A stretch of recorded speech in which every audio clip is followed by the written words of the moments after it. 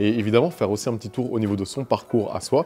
Vraiment essayer d'avoir conscience de ses forces, mais aussi de ses faiblesses. Ça vous rendra beaucoup plus impactant pendant l'entretien.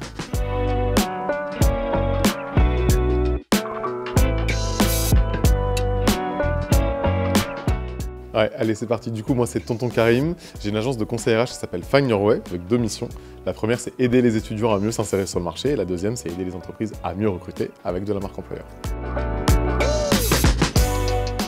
On est plutôt très bien là au niveau du marché actuellement, c'est-à-dire que d'un point de vue offre d'emploi, on atteint des niveaux qui sont assez intéressants, c'est les meilleurs chiffres de ces 40 dernières années, donc c'est plutôt très bien. Et le secteur qui marche bien en ce moment, le secteur de l'énergie, ça marche plutôt bien, le secteur des télécoms marche plutôt bien, la tech, on a eu une grosse crise, mais là ça repart plutôt pas mal, donc il y a assez d'offres là-dessus, faut aller checker.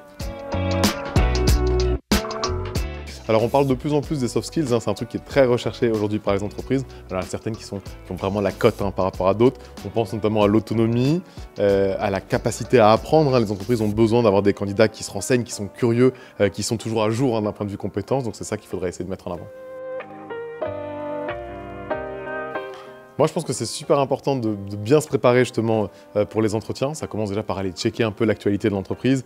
Quelle est l'actualité chaude? Est-ce qu'il y a des nouveaux produits, nouveaux services, lancements à l'international? Voir un peu ce qui se passe. Se renseigner aussi au niveau du recruteur évidemment qu'ils vont rencontrer.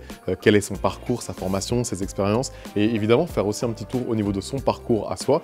Vraiment essayer d'avoir conscience de ses forces, mais aussi de ses faiblesses. Ça vous rendra beaucoup plus impactant pendant l'entretien.